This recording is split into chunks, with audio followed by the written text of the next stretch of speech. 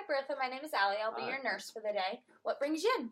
I'm actually here today to learn about infant care because my sister, she's about to have a baby, and we're Amish, and I actually am just a maid around the house, so I have little to no experience in that subject. Okay, so I have some information that I can provide you about infants. Would you be interested in writing some of that down just so you can take it home with you? Yeah. All right, so here's a pen and paper. Kind of write things down as we go along. This is going to be just a brief kind of overview. We'll definitely talk more later, but this is definitely just a handful of things. Cool. So the first thing we're going to talk about is cord care.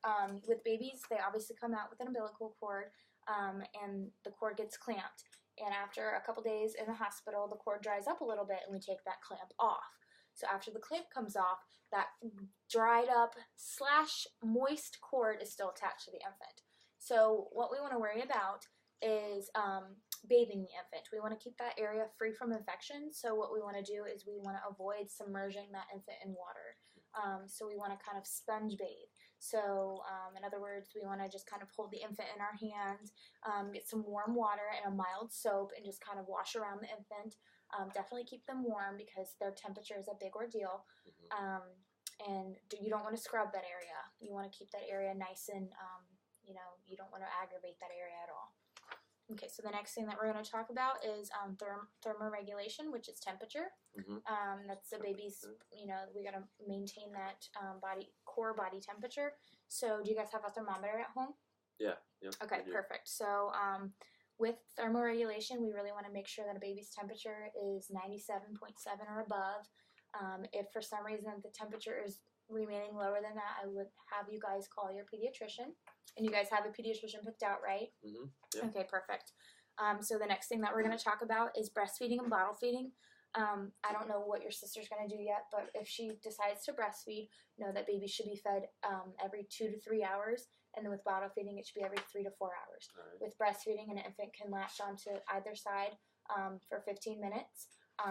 15 minutes one side, 15 minutes the other. That is adequate enough. That is a good feeding. And then with bottle feeding, they can take the bottle and they should have about 30 mLs. So that's every 3 to 4 hours. So then that kind of leads us into the dirty and wet diaper situation. So with infants that are born, for the first 24 hours, we'd like to see 1 wet diaper and 1 dirty diaper. And then after that, we'd like to see 2 wet diapers and 2 dirty diapers. And then by day 3 and 4, it should be 3 wet diapers, 4 wet diapers. And then we still want to remain at that 2 wet diaper mark, or 2 dirty diaper mark, I'm sorry. So, obviously when you get to day 365, you don't need 365 wet diapers. Right. Typically we'll see like 5 to 6 wet diapers a day, and then remain with that 2 dirty diapers a day. Right. So we talked about a little bit about feeding. Cues of a hungry infant indicate like if their fists are clenched up close to them, if their face is really bright red, if they're crying uncontrollably, if they're kind of opening their mouth and like kind of moving their head side to side, that's called rooting. They're looking for a source of food. So the next thing that we're going to talk about is safe sleep. With our babies, we really like to keep them in a sleep sack, which is something that kind of just covers their arms and their legs. And we want to avoid no bumpers, no stuffed animals, no free-flowing blankets. This will prevent SIDS, which is sudden infant death syndrome. So that's kind of it about that. So I don't know. I think you guys are being surprised on the gender, right? Yeah. Okay, so if for some reason it is a boy, we need to talk about a circumcision. So with circumcision care, after the baby gets circumcised, we want to put Vaseline on the diaper for 4 to 7 days and let that area heal naturally.